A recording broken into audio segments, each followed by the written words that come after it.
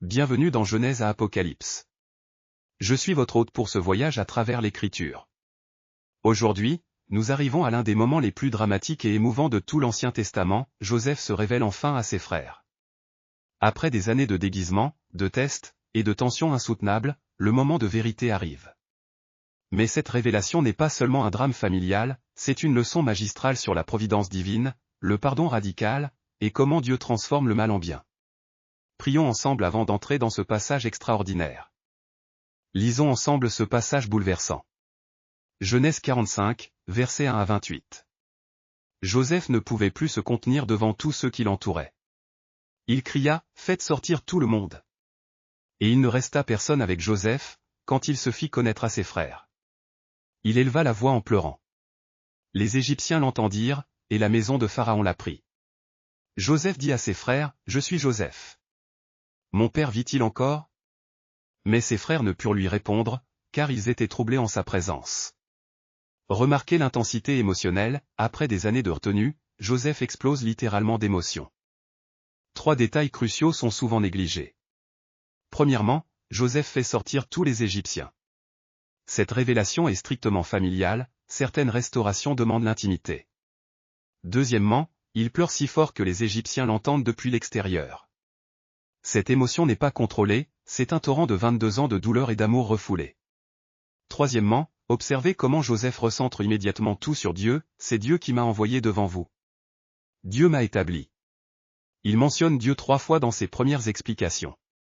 Ce n'est pas de l'orgueil humain, c'est la reconnaissance de la providence divine. Nous assistons à 4 transformations théologiques majeures.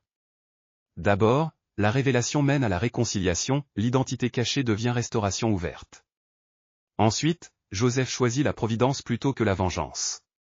Écoutez ces paroles, « Maintenant, ne vous affligez pas et ne soyez pas fâchés de m'avoir vendu pour être conduit ici, car c'est pour vous sauver la vie que Dieu m'a envoyé devant vous. » Il réinterprète leur trahison comme le plan divin de salut. Troisièmement, les frères passent de la culpabilité paralysante à la grâce libératrice. Enfin, la séparation devient réunion, une famille brisée et miraculeusement restaurée par la souveraineté divine. Les animaux de création observent cette restauration extraordinaire avec émerveillement. Regardez comme l'innocent Joseph transforme la souffrance en salut. Il porte les blessures mais offre la guérison. Voici la vraie royauté, non pas dominée par la force, mais restaurée par l'amour. Joseph règne en servant. Mes larmes de joie tombent. La famille dispersée se rassemble. C'est l'image de toute restauration divine. Les humains bénis de pouvoir pardonner l'impardonnable.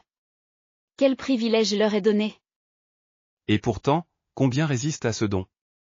Ils préfèrent la vengeance à la providence. Mais quand ils choisissent le pardon, toute la création soupire de soulagement. Cette histoire nous appelle à 3 applications pratiques. Premièrement, apprenons à voir la providence de Dieu même dans nos épreuves les plus sombres. Comme Joseph, nous pouvons dire, « Vous aviez médité de me faire du mal, Dieu l'a changé en bien. » Deuxièmement, choisissons le pardon radical. Joseph n'excuse pas le péché de ses frères, mais il choisit de voir la main de Dieu au-dessus de leur trahison. Troisièmement, intercédons pour les relations brisées dans nos propres familles. Dieu spécialise dans la restauration de ce qui semble irréparable. Prions ensemble pour ces applications dans nos vies. La prochaine fois, nous découvrirons comment Jacob apprend que Joseph vit encore, et comment toute la famille descend en Égypte. Continuons à intercéder ensemble pour la restauration de ce qui est brisé dans nos propres vies et familles. À bientôt dans Genèse à Apocalypse. Abonnez-vous pour plus de contenu d'études bibliques.